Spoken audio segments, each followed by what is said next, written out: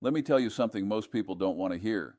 Getting rich is not complicated. Staying broke is. The difference between the 99% and the 1% is rarely intelligence. It's rarely luck.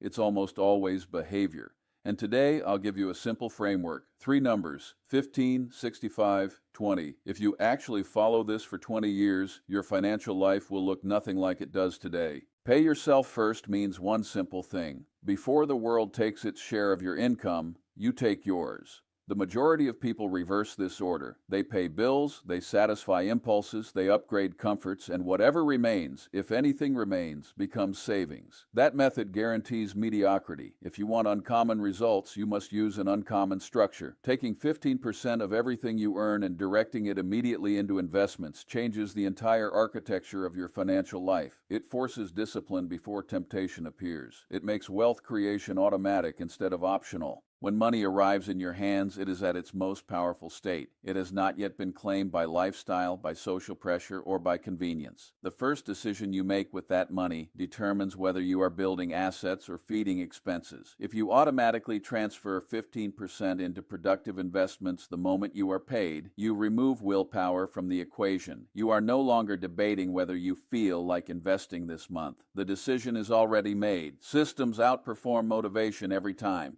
This principle works because investing is not about intensity, it is about duration. A person who invests 15% consistently for 30 years will almost always outperform someone who invests sporadically in large amounts when they feel optimistic. Compounding rewards steady behavior. Each dollar invested becomes a small worker. That worker earns returns, and those returns hire more workers. Over time, the workforce grows quietly. At first, progress feels insignificant. The numbers seem unimpressive, but compounding is deceptive. It is slow, then sudden. Most people underestimate how powerful 15% can be because they focus on the present sacrifice rather than the future multiplication. If you earn $1,000 and invest $150, it feels small, but repeated month after month, year after year, that $150 builds a base. The base produces returns. The returns are reinvested. Decades later, the original contributions are only a fraction of the total value. Time does the heavy lifting, but only if you give it something to work with.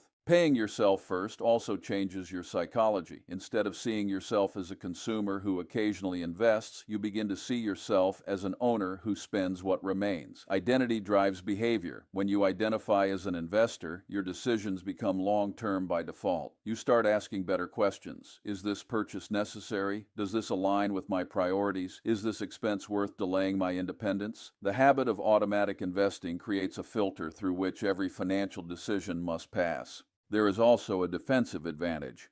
By investing first, you reduce the risk of lifestyle creep consuming every increase in income. When your salary rises, the 15% rises with it.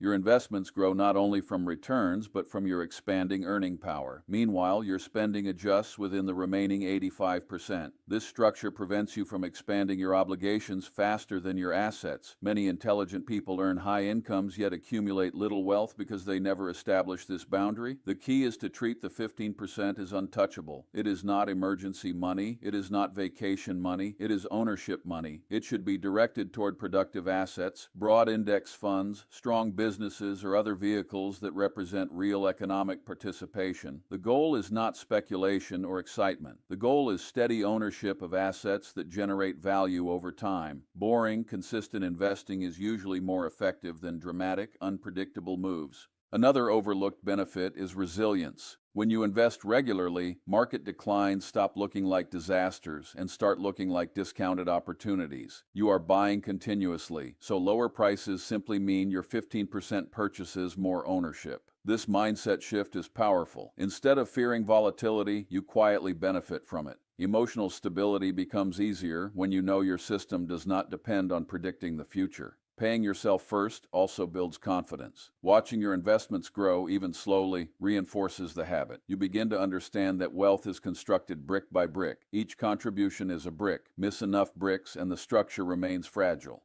Lay them consistently and the structure becomes formidable. Over long periods, the discipline becomes less about money and more about character. You prove to yourself that you can delay gratification, that you can follow a plan, that you can prioritize the future over impulse. 15% is not magical, but it is meaningful. It is large enough to matter and small enough to sustain. It forces trade-offs without creating paralysis. And over decades, it can transform an ordinary income into substantial wealth through nothing more than repetition and time. Living on 65% of your income sounds restrictive to the average person, but in reality, it is liberating. Most financial stress is not caused by low income. It is caused by high obligation. When your lifestyle expands to consume nearly everything you earn, you become fragile. A small disruption, a job loss, a medical bill, an economic downturn can destabilize your entire life. Limiting your lifestyle to 65% creates a built-in buffer. It forces you to operate below your maximum capacity, and that margin is where freedom lives. The danger most people face is lifestyle inflation. As income increases, spending increases automatically. A raise turns into a bigger apartment. A bonus turns into a new car. A profitable year becomes an upgraded vacation. None of these decisions seem irresponsible in isolation. The problem is cumulative. Every upgrade adds a fixed cost. Fixed costs reduce flexibility. Flexibility is power. Once your expenses rise to match your income, you are no longer building wealth. You are maintaining appearances.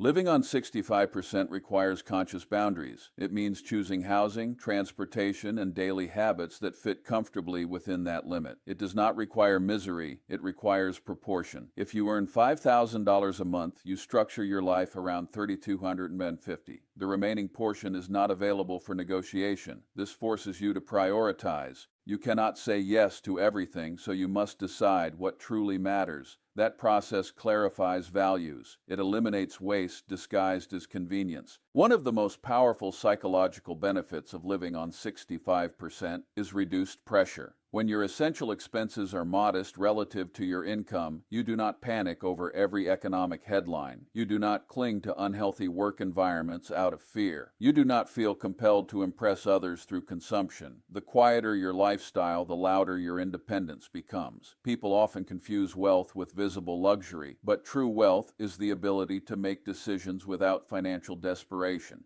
There is also a strategic advantage. If your spending is capped at 65%, every income increase automatically improves your savings and investment capacity. Imagine two individuals who both receive a 20% raise. One expands their lifestyle immediately, the other maintains the same standard of living. Over time, the second individual accumulates capital at an accelerating pace. The difference compounds. A small gap in discipline today becomes a massive gap in freedom tomorrow. Living below your means also reduces the need for debt. Debt is often a symptom of overspending rather than necessity. When you commit to 65%, you are less likely to finance consumption with borrowed money. Interest works against you when you borrow for lifestyle and works for you when you invest. The disciplined minority understands this asymmetry. They avoid turning temporary desires into long-term liabilities. Every avoided debt payment strengthens their position. Another overlooked benefit is clarity of decision-making. When spending is constrained, you become more thoughtful. You compare value rather than chasing novelty. You ask whether something will provide lasting utility or fleeting satisfaction. Impulse loses its influence because your structure limits it. Over time, this habit spills into other areas of life. You become less reactive and more intentional. Some argue that living on 65% is too conservative, especially for high earners. But the objective is not to maximize comfort today, it is to maximize optionality tomorrow. Optionality is the ability to pivot careers, start a business, take calculated risks, or simply step back without financial collapse.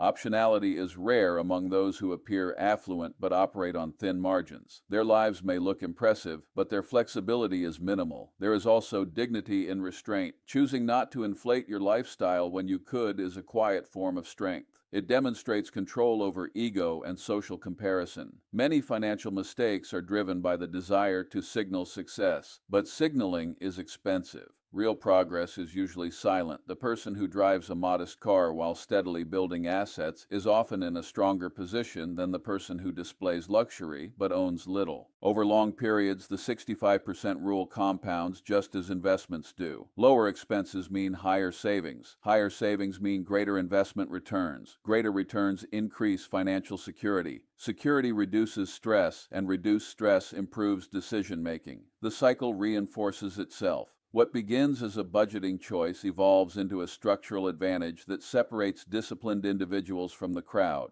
Building a 20% strategic reserve is about strength, not stagnation. Most people misunderstand cash. They see it as idle, unproductive, or inefficient. But cash, when held intentionally, is not laziness. It is flexibility. It is the ability to respond when life or markets shift unexpectedly. A strategic reserve is not money waiting to be spent casually. It is money positioned to protect you and empower you at the same time. If you allocate 20% of your income toward building and maintaining reserves, you are constructing a financial shock absorber. Life does not move in straight lines. Income fluctuates. Expenses appear without warning. Markets cycle between optimism and fear. Without reserves, even small disruptions can force destructive decisions. People sell investments at the worst possible time because they need liquidity. They take high-interest loans because they lack cash. They accept unfavorable terms because they have no negotiating power. A reserve changes that equation. There is a psychological dimension to this that is just as important as the financial one. When you know you have months of expenses set aside, your behavior changes. You think more clearly. You evaluate risks more rationally. You are less likely to panic because your survival does not depend on immediate outcomes. Emotional stability is an asset, and liquidity supports it. Investors often fail not because they lack intelligence, but because they lack emotional endurance during downturns. A 20% reserve also transforms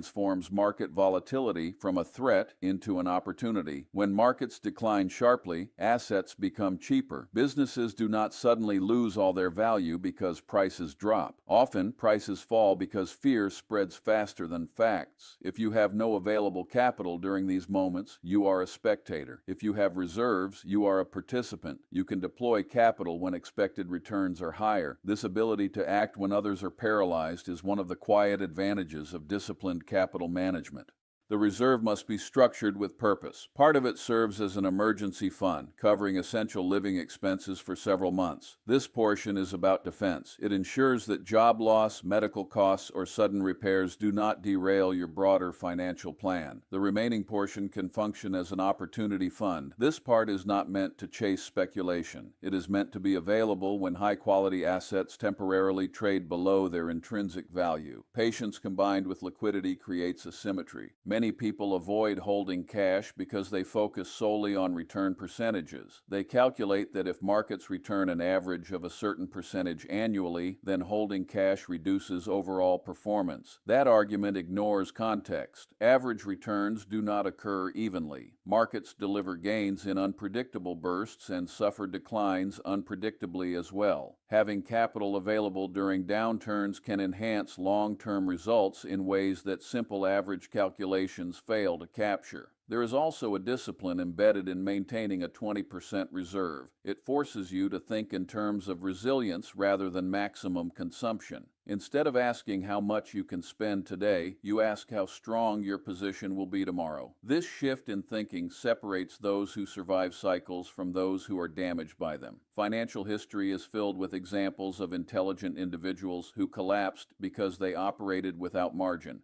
Margin is the essence of the reserve. It is the distance between stability and crisis. When you operate without margin, every unexpected expense feels catastrophic. When you operate with margin, disruptions become manageable. The goal is not to predict the future. The goal is to prepare for its unpredictability. The world does not reward perfect forecasts, it rewards durability. Another advantage of maintaining reserves is negotiation power. When you are not desperate for immediate income or liquidity, you can negotiate better employment terms, better business deals, and better investment opportunities. Desperation is expensive. Counterparties sense urgency and price it accordingly. Financial calmness, supported by reserves, strengthens your position in subtle but meaningful ways. The discipline of setting aside 20% consistently reinforces long-term thinking. It reminds you that prosperity is not just about growth, but about protection. Growth without protection is fragile. Protection without growth is stagnant. A strategic reserve balances the two. It ensures that your investments can remain invested through turbulence and that you can act decisively when rare opportunities appear. Over decades, the individuals who maintain liquidity alongside productive investments tend to endure fewer catastrophic setbacks. They avoid forced errors. They avoid selling at lows and borrowing at highs. They remain steady when others oscillate between greed and fear. This steadiness compounds, not just financially but psychologically, strengthening judgment and reinforcing disciplined behavior. Let compounding do the heavy lifting means understanding that wealth is built more by time than by intensity. Most people overestimate what they can achieve in a year and underestimate what they can achieve in 30. They look for dramatic breakthroughs, sudden gains, or perfect timing. In reality, extraordinary financial outcomes usually come from ordinary actions repeated for an unusually long time. Compounding is not exciting at the beginning. It is quiet, almost invisible, but it is relentless.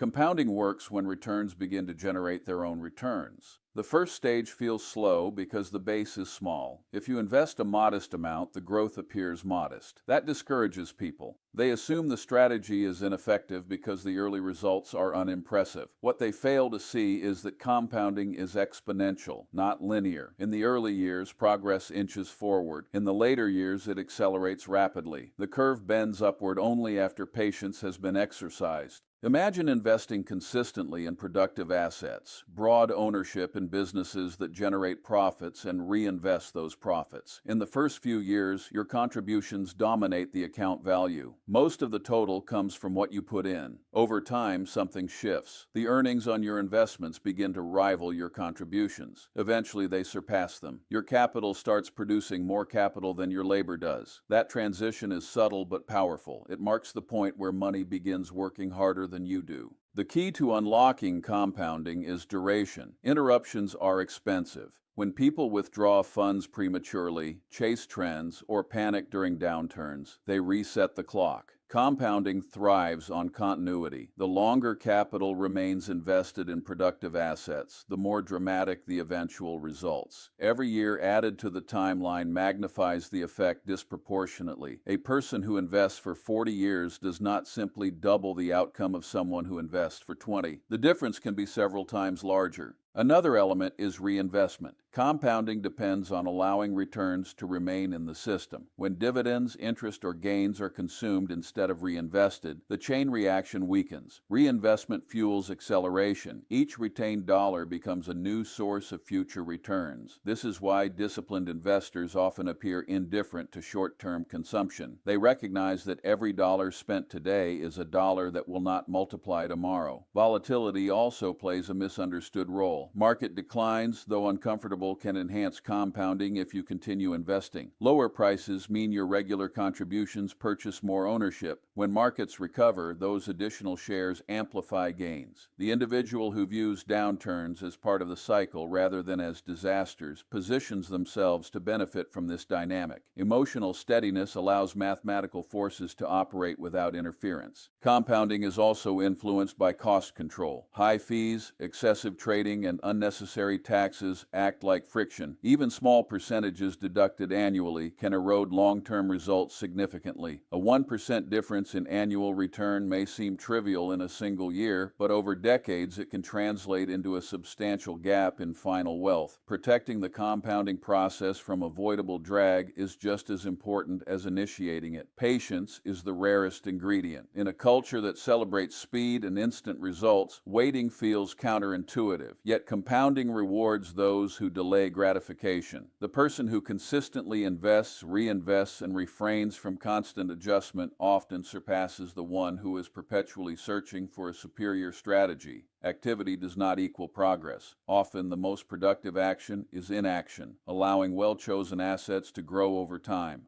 There is also a behavioral advantage to embracing compounding. When you accept that meaningful wealth takes time, you are less tempted by speculation. You stop searching for shortcuts. You focus instead on durability, owning assets with long-term earning power and allowing them to operate. This mindset reduces stress because you are no longer dependent on immediate outcomes. You are participating in a process rather than chasing an event. As years pass, the results become self-reinforcing. Larger balances generate larger absolute gains even at the same percentage rate. A 10% return on a small sum feels insignificant. The same percentage on a substantial sum feels transformative. The mathematics remain constant, but the scale changes. What began as modest progress evolves cycles into noticeable acceleration. Those who remain disciplined during the quiet years find themselves benefiting disproportionately later, not because they were brilliant, but because they allowed time and reinvestment to work without interruption. Avoid debt and emotional decisions because both are silent destroyers of long-term wealth. They rarely cause damage in dramatic, obvious ways at first. Instead, they erode progress gradually, quietly weakening the foundation you are trying to build. Debt amplifies mistakes, and emotion multiplies them. When combined, they can undo years of disciplined effort in a short period of time.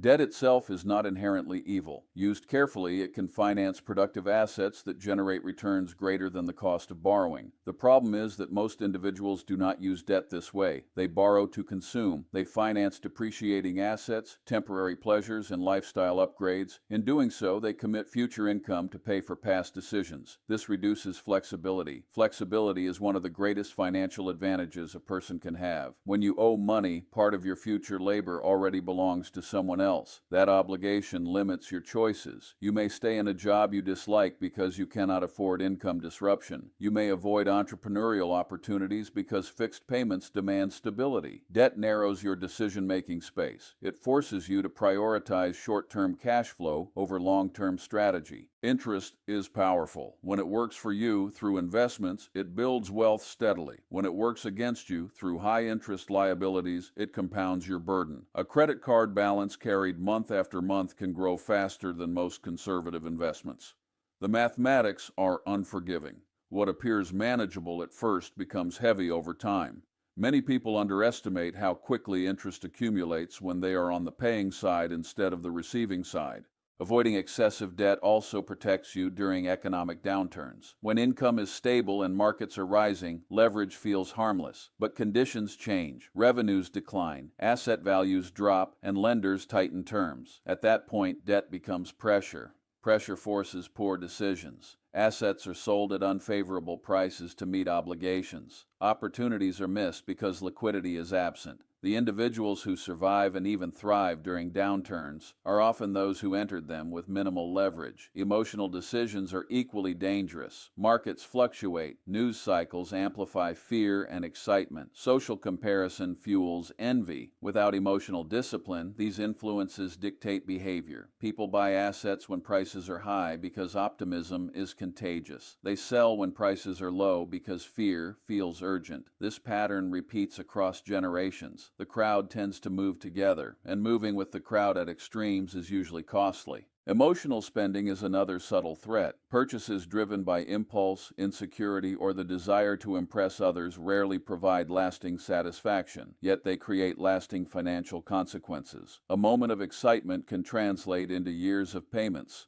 The disciplined approach is to separate emotion from transaction. Delay major financial decisions. Create rules in advance. When decisions are guided by structure rather than mood, errors decrease significantly. One effective way to reduce emotional mistakes is automation. Automate investing, automate savings, automate bill payments. The fewer discretionary financial decisions you make in moments of stress or excitement, the better your outcomes are likely to be. Systems act as guardrails. They prevent temporary feelings from causing permanent setbacks. Another strategy is to anchor decisions to intrinsic value rather than market sentiment. When evaluating investments, focus on underlying earning power and long-term viability rather than short-term price movement. When evaluating purchases, consider utility and longevity rather than status. This mindset reduces vulnerability to hype and panic. Rational analysis does not eliminate risk, but it filters out noise. Patience plays a role here as well. Many financial errors occur because individuals feel compelled to act. They believe inactivity equals missed opportunity. In reality, thoughtful restraint often produces superior results. Waiting for favorable conditions, saving before spending, and reducing leverage instead of maximizing it are forms of discipline that compound over time.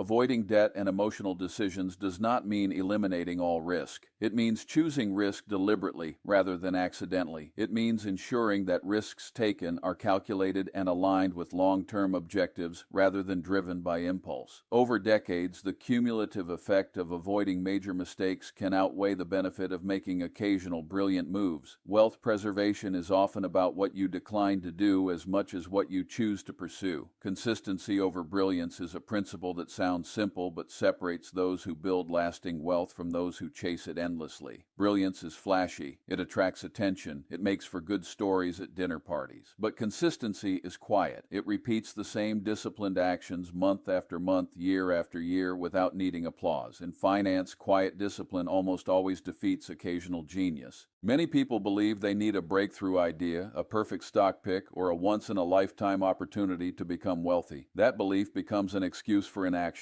They wait for the perfect moment. They hesitate because they don't feel smart enough. Meanwhile, someone less intelligent but more consistent keeps investing small amounts regularly, keeps expenses under control, keeps debt minimal, and keeps emotions steady. Over time, the gap between the two widens dramatically. Brilliance is unpredictable. Even highly intelligent individuals make errors in judgment. Markets are complex, economies shift, and unforeseen events occur. Relying on brilliance means relying on being right frequently in uncertain environments. That is a fragile strategy. Consistency, on the other hand, does not require perfect predictions. It requires repeatable behavior. Invest regularly, reinvest returns, avoid unnecessary debt, maintain reserves, live below your means. These actions do not depend on forecasting, they depend on discipline. Consistency also protects you from self-sabotage. When results are good, consistency prevents overconfidence. When results are poor, consistency prevents panic. It creates a stable rhythm that smooths emotional extremes. Instead of reacting to every headline or market swing, you follow your system. Systems reduce the influence of ego and fear. Over decades, reducing major mistakes is often more important than achieving occasional spectacular gains. There is another advantage to consistency. It builds trust in yourself.